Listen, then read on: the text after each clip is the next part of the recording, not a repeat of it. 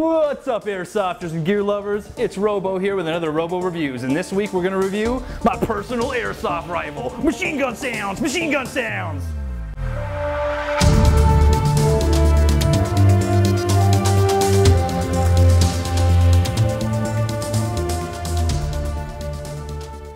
A lot of people ask me, you know, hey Robo, what gun is that? Robo, what brand of gun is that? Well, the base gun itself is actually a G&P. Now the base G&P that it is no longer existent in its current form.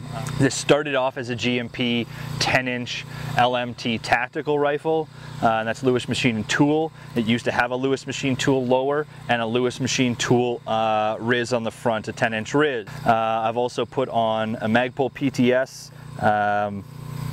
Mo pistol grip. I've also dropped in a PTS Magpul CTR stock with enhanced butt pad. I also have on there a PTS Magpul ASAP ambidextrous sling plate there. For iron sights, I use G&P Troy battle sight replicas, both front and rear. For the front option, instead of using an M16A2, I use more of a 416 HK front end sight. I like the circular ring rather than just two posts on each side. With the Centurion Arms CMR or Centurion modular rail in a 12.5 inch variety. It's called the CMR 12, but it's actually a 12.5 inch Riz system. The CMR kit also comes with a hand stop. In this case, I'm not using it as a hand stop. I'm using it more of a leverage point for my index finger for when my support hand grips in a thumb brake kind of fashion when I use my front foregrip. Just gives me an extra leverage point to apply rearward pressure on the weapon. This is just a Repro M300 Surefire Scout mini scout light. My G&P D-Bal A2 PEC box. Now I don't use this in games primarily because it is dangerous to the eyes. It's not a civilian version. It is the class 3 IR laser version, so I don't use it for games. It's more there just for weight for now. And as an optic in its current form, I'm using a Repro T1 Micro. Griffin Armament tactical compensator here. It is fully mateable or designed to mate with the Griffin Armament suppressor here. Really tight fitting can, which is awesome.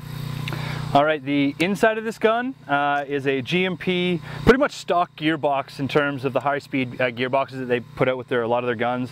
So high-speed gear set, high-speed motor. It's a standard G&P piston head, etc., etc., etc. I believe I have an M100 in here. It's shooting at about 360 with .25s.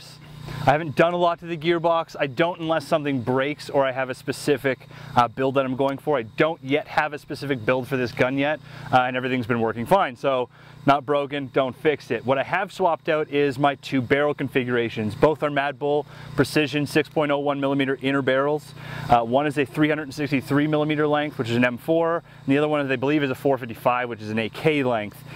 What I have in here right now is the M4 length. It is hooked up to a Modify hop-up unit and a G&G green bucking.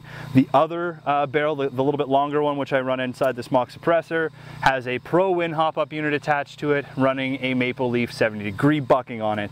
And to round things off, I've installed a BTC Spectre MOSFET unit to run it all.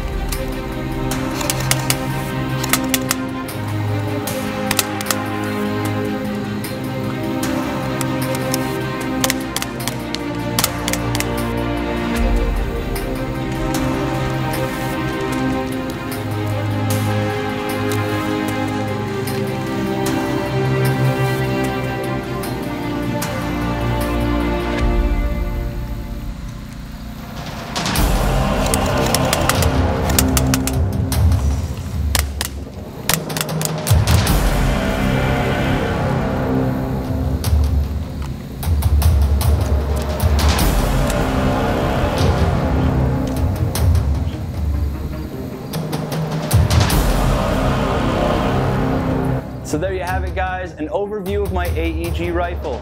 Coming down the pipes next in terms of reviews, I'm going to be doing my FCPC by Ferro Concepts, as well as more detailed reviews of my PTS Centurion Arms and Griffin Armament accessories. I also do have some brand new gameplay footage from a recent op I attended coming down the pipe. If you like this video as well as any of my other videos, do me a favor and tell me in the comments below. I'd love to hear from you. As always, do me a huge solid, like, subscribe, and share away with all your friends. And until next time guys, have fun airsofting, be a good community member, and defend what you love. Later. Hey, like this hat? It's the Ferro Concepts Mountain Beanie. It's made for keeping your ears warm while you're kicking ass outside. It's pretty much the most comfortable hat I've ever owned. If you don't like them, pretty much like you don't like yourself or nature. So pick up one today at ferroconcepts.com.